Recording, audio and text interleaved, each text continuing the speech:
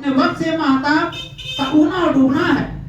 کبھی یہ غیر حاضری نہیں کی, کبھی یہ اپنے رفتار میں یہ کبھی چینجنگ نہیں کیے. جو رب نے یہ قاعدہ بنا دیا, آفتاب اپنے ٹائم سے نکلتا ہے, اپنے وقت سے غروب ہوتا ہے. تو اس طریقے سے اللہ نے قسم کو, زمانے کی قسم کو یاد کر فرمایا کہ اے میرے بندوں اس پر غور کرو اور میری وحدانیت کو تسلیم کرو. حضرت خواجہ خضر علیہ السلام بنی اسرائیل کے ایک بادشاہ کے پاس میں آپ کا آنا جانا رہتا تھا.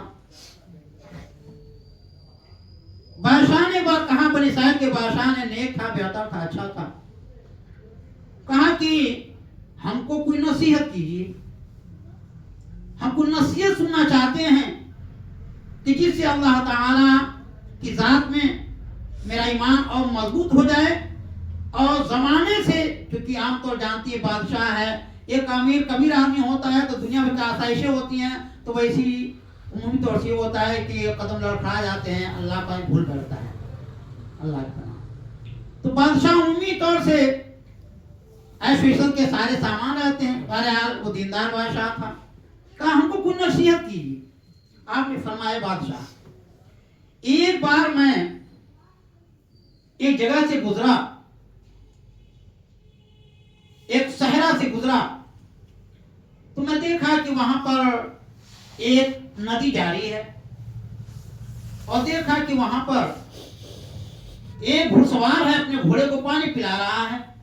میں اس کے پاس گیا, سلام کیا, خیریت دریافت کیا, پوچھا جناب یہاں پر ندی کب سے جاری ہے؟ کہا ارے جناب زمانہ ہو گیا, ہمارے ماں باپ دادا اب آداب بتاتے ہیں کہ یہ ندی ہے, ہمارے باپ دادا بھی یہاں پر گھوڑوں کو پانی پلایا کرتے تھے. فرماتے ہیں پھر چلا گیا, 500 برس کا زمانہ گزرا. فرماتے ہیں کہ پھر میں اس جگہ سے جب گزرا, دیکھ رہا ہوں بالکل ریگستانی چٹیل میدان ہے, وہاں پر نہ کوئی ندی ہے, نہ کوئی دریا ہے, نہ کوئی پانی کا کوئی نام نشان ہے.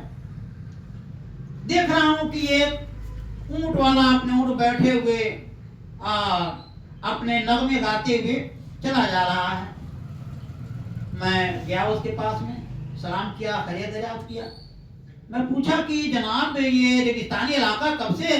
کہا وہ تو ہمارے آباء و اجداد بتاتے ہیں کہ ایک زمانے سے تو ریگستانی علاقہ ہے, ہمارے آباء و اجداد بتاتے ہیں, یہاں پر وہ سفر کیے ہیں. اچھا ٹھیک ہے.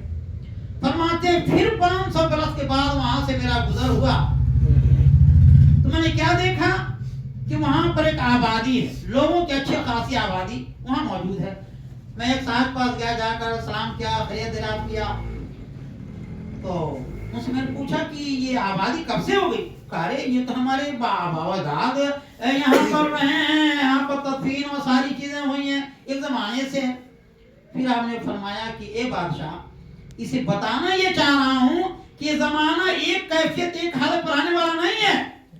کبھی دریا ہے, تو کبھی خشک صحراوات ہیں, جنگلات ہیں, بیابان ہے, کبھی انسانوں کی آبادی ہے. پتا چلا کہ یہ جب دنیا ایک کیفیت پر آنے والی نہیں ہے, تو ایسی دنیا جو ایک رنگ پر کبھی آنے والی نہیں ہے, جو ہمیشہ اپنے رنگ کو بدلنے والی ہے, اس سے دل مت لگانا.